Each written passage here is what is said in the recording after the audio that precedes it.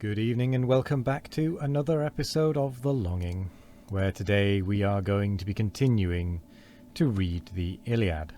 So, let's get going.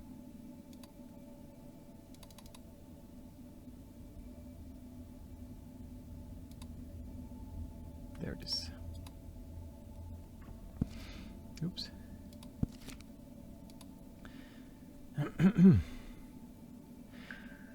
A flood of tears at this the goddess shed. Ah, then I see thee dying, see thee dead. When Hector falls, thou diest, let Hector die, and let me fall, Achilles made reply. Far lies Patroclus from his native plain. He fell, and falling, wished my aid in vain. Ah, then, since from this miserable day, excuse me, I cast all hope of my return away. Since unrevenged 100 ghosts demand the fate of Hector from Achilles' hand, since here for brutal courage far renowned, I live an idle burden to the ground. Others in council famed for nobler skill, more useful to preserve than I to kill. Let me but owe ye gracious powers above, wrath and revenge from men and gods remove. Far, far too dear to every mortal breast, sweet to the soul as honey to the taste, gathering like vapours of a noxious kind, from fiery blood and darkening all the mind. Me Agamemnon urged to deadly hate, 'tis past, I quell it, I resign to fate. Yes, I will meet the murderer of my friend, or, if the gods ordain it, meet my end. The stroke of fate the strongest cannot shun, the great Alcides, Jove's unequalled son. To Juno's hate at length resigned his breath, and sunk the victim of all-conquering death. So shall Achilles fall, stretched pale and dead. No more the Grecian hope or Trojan dread. Let me this instant rush into the fields, and reap what glory life's short harvest yields. Shall I not force some widowed dame to tear, with frantic hands her long dishevelled hair? Tear. Shall I not force her breast to heave with sighs, and the soft tears to trickle from her eyes? Yes, I shall give the fair those mournful charms. In vain you hold me, hence my arms, my arms. Soon shall the sanguine torrent spread, so all shall know Achilles swells the tide. My son Coerulean Thetis made reply, to fate submitting with a secret sigh. The host to succour and thy friends to save is worthy thee the duty of the brave. But canst thou naked issue to the plains? Thy radiant arms the Trojan foe detains. Insulting Hector bears the spoils on high, but vainly glories, for his fate is nigh. Yet a while thy generous ardour stay, assured I meet thee at the dawn of day. Excuse me.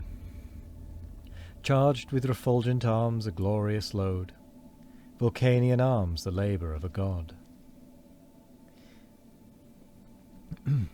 Then turning to the daughters of the main, the goddess thus dismissed her azure train. Ye sister Nereids, to your deeps descend, haste and our father's sacred seat attend. I go to find the architect divine, where vast Olympus's starry summits shine. So tell our hoary sire this charge she gave, the sea-green sisters plunge beneath the wave. Thetis once more ascends the blessed abodes, and treads the brazen threshold of the gods. Thetis ordering the Nereids to descend into the sea. And now the Greeks from furious Hector's force urge to broad Hellespont their headlong course. Nor yet their chiefs Patroclus's body bore, safe through the tempest to the tented shore. The horse, the foot, with equal fury joined, poured on the rear and thundered close behind. And like a flame through fields of ripened corn, the rage of Hector o'er the ranks was borne. Excuse me.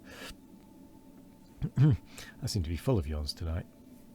Thrice the slain hero by the foot he drew, thrice to the skies the Trojan clamours flew. As oft the Ajaces his assaults sustain, but checked he turns, repulsed attacks again. With fiercer shouts his lingering troops he fires, nor yields a step, nor from his post retires. So watchful shepherds strive to force in vain the hungry lion from a carcass slain. Even yet Patroclus had he borne away, and all the glories of the extended day. Had not high Juno from the realms of air secret dispatched her trusty messenger, the various goddess of the showery bow, shot in a whirlwind to the shore below. To great Achilles at his ships she came, and thus began the many-coloured dame. Rise, son of Peleus, rise, divinely brave, assist the combat, and Patroclus save. For him the slaughter to the fleet they spread, and fall by mutual wounds around the dead. To drag him back to Troy the foe contends, nor with his death the rage of Hector ends. A prey to dogs he dooms the course to lie, and marks the place to fix his head on high. Rise and prevent, if yet you think of fame, thy friend's disgrace, thy own eternal shame. Who sends thee, goddess, from the ethereal skies? Achilles thus, and Iris thus replies. I come, Pelides, from the queen of Jove, the immortal empress of the realms above. Unknown to him who sits remote on high, unknown to all the synod of the sky. Thou comest in vain, he cries, with fury warmed. Arms I have none, and can I fight unarmed? Unwilling as I am, of force I stay, till Thetis bring me at the dawn of day. Vulcanian arms, what other can I wield, except the mighty Telamonian shield, that in my friend's defence has Ajax spread, while his strong lance around him heaps the dead.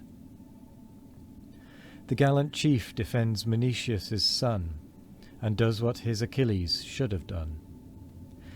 Thy want of arms, said Iris, well we know, but though unarmed, yet clad in terrors go. Let but Achilles o'er yon trench appear, proud Troy shall tremble and consent to fear. Greece from one glance of that tremendous eye shall take new courage and disdain to fly. She spoke and passed in air. The hero rose, her Aegis Pallas o'er his shoulder throws. Around his brows a golden cloud she spread, a stream of glory flamed above his head. As when from some beleaguered town arise the smokes high curling to the shaded skies, seen from some island o'er the main afar, when men distressed hang out the sign of war. Soon as the sun in ocean hides his rays, thick on the hills the flaming beacons blaze. With long projected beams the seas are bright, and heaven's high arch reflects the ruddy light. So from Achilles' head the splendours rise, reflecting blaze on blaze against the skies. Forth marched the chief, and distant from the crowd, high on the rampart raised his voice aloud. With her own shout Minerva swells the sound, Troy starts astonished, and the shores rebound. As the loud trumpet's brazen mouth from far, with shrilling clangour sounds the alarm of war. Struck from the walls the echoes float on high, and the round bulwarks and thick towers reply. So high his brazen voice the hero reared, hosts dropped their arms and trembled as they heard. And back the chariots roll and coursers bound, and steeds and men lie mingled on the ground. Aghast they see the living lightnings play, and turn their eyeballs from the flashing ray. Thrice from the trench his dreadful voice he raised, and thrice they fled, confounded and amazed.